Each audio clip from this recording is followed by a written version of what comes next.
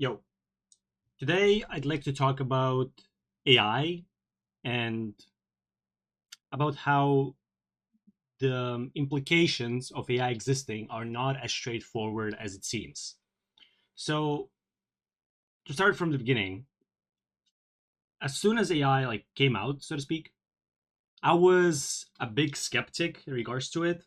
Not in the way of whether it's gonna crash the bubble, not the economic and technology part, but rather the consequences for people that use it.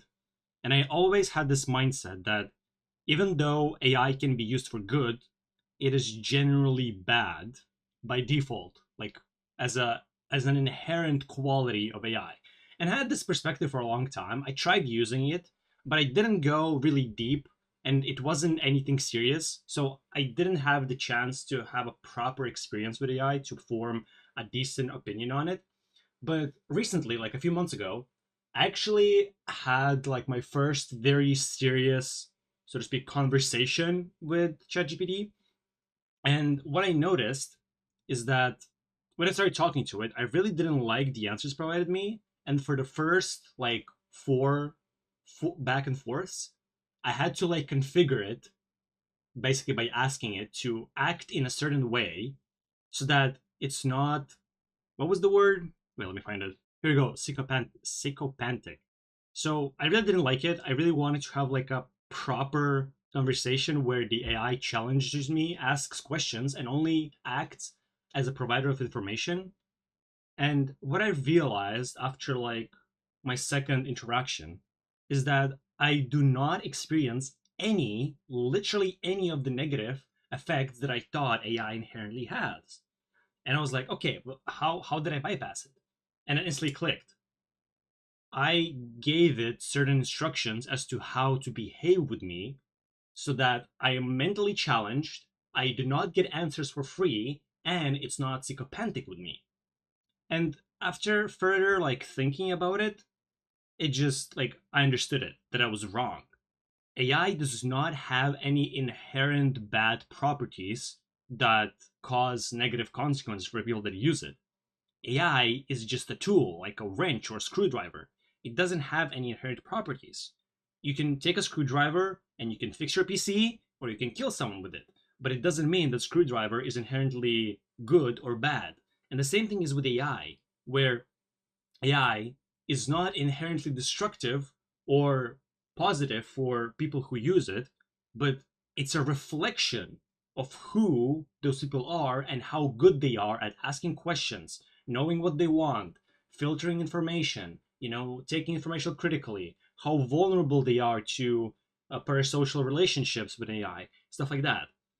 And even though on the surface level, this whole time I was right about it being inherently bad in situations, I wasn't wrong about why and where it's bad. And so the conclusion I ended up reaching is that AI is just like a mirror that reflects who we are as people. And how do I put this without shitting on the heads of most people? Let's say most people are incapable of properly using AI, thus causing majority of people who use it to experience negative consequences for themselves. Because think of it this way.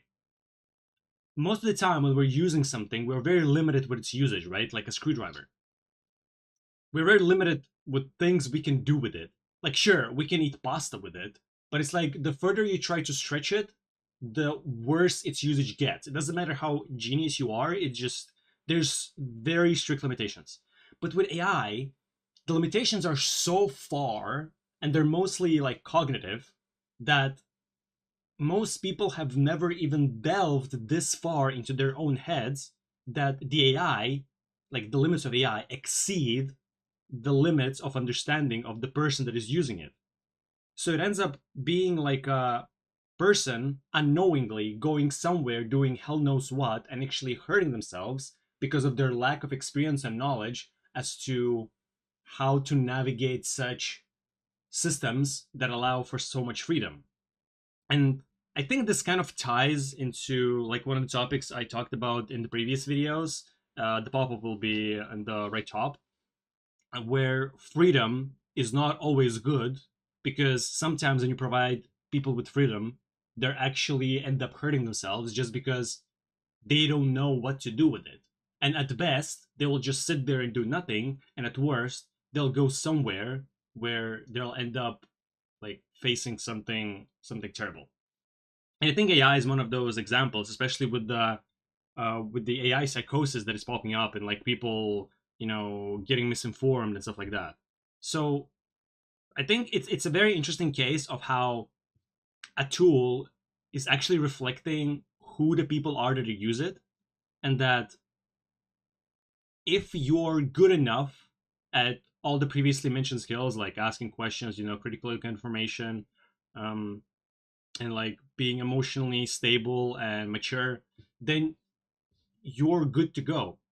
But at the same time, because most people are not good at it, a question arises.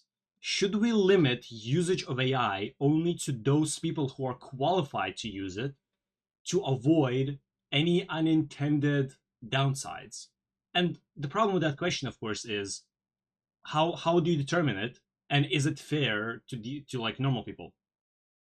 And that's kind of the like dilemma that I'm currently stuck at, that I still haven't solved, where you either need to teach people to use AI and then hope that they'll take those resources and actually will end up getting a net positive from using AI, or you actually have to prohibit usage of AI for people who haven't proven themselves as quote unquote worthy enough of using it, so that even at their own displeasure, is that even a word?